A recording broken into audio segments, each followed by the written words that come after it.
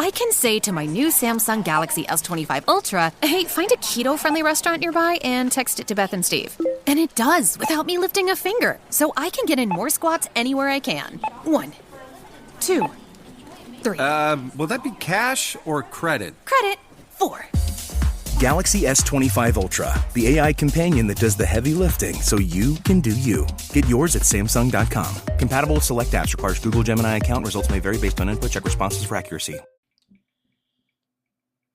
Welcome back, everybody. It's Thursday, February 13th, 2025.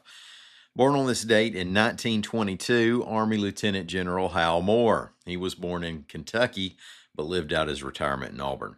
He saw combat in Korea and famously Vietnam. He's who Mel Gibson was playing in We Were Soldiers, which was based on Moore's book. And folks, late this year will be the 60th anniversary of the Battle of Ia Drang Valley. Today, let's talk about federal jobs. What is a woman and a financially strapped college dropping some sports programs? My name's Ike Morgan, and we're down in Alabama.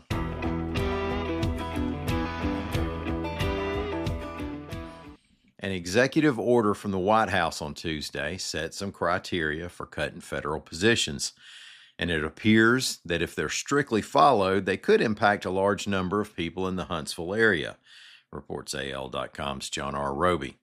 Now, it also would depend greatly on the workplace. President Trump and Department of Government efficiency boss Elon Musk have been clear about cutting positions and departments and rooting out wasteful spending. Trump's order on Tuesday reiterated that, ordered a hiring freeze, and gave Musk more muscle over hiring. The executive order says federal agencies, as they consider cutting positions, should prioritize, quote, all components and employees performing functions not mandated by statute or other law who are not typically designated as essential during a lapse in appropriations as provided in the agency contingency plans on the Office of Management and Budget website, end quote. Now, that means if your job isn't mandated by law and you're a worker who might be furloughed during a government shutdown, then your job could be moved closer to the front of the line at the chopping block. Among a few federal agencies that could affect people in the Huntsville area, the FBI, ATF, and VA have all filed reports claiming well over 90% of their employees are considered essential during a shutdown. But on the other end of that is Marshall Space Flight Center, part of NASA.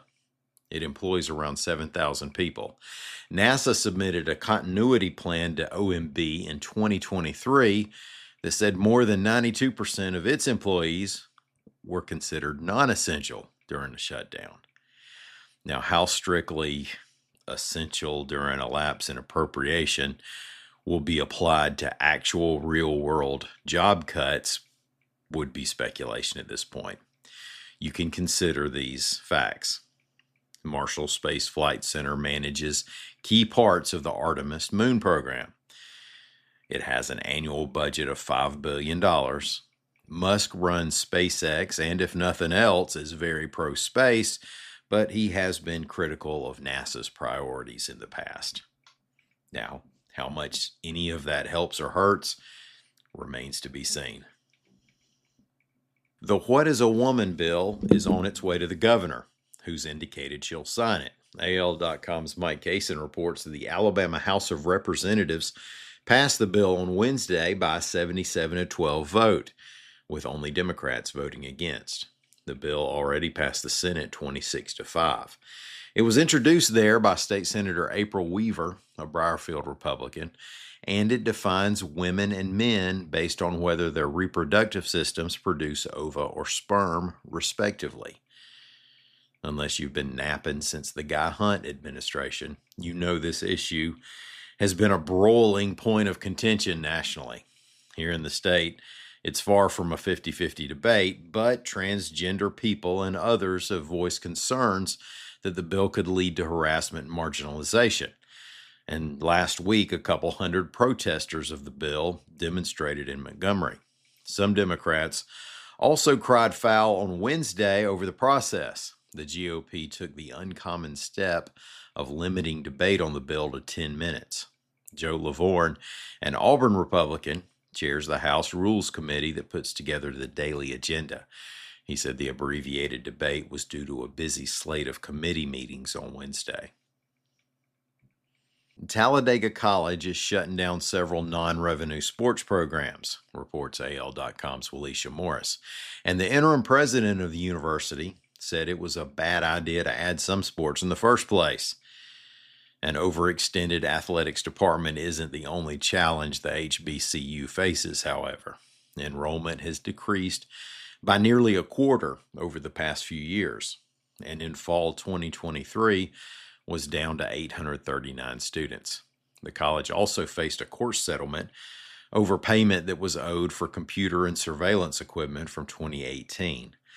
Interim President Walter Kimbrough said that in recent years, sports have been added without a plan to support them. Quote, "So when you add those things and you have to add athletic and academic scholarships, it didn't make a lot of sense," end quote. Programs that are being eliminated include men's volleyball, acrobats and tumbling, men's and women's golf, and men's and women's indoor track. Thank y'all so much for listening to us. We're going to come back in the morning and do it again. Until then, y'all come by and see us anytime you want to on the internet at al.com.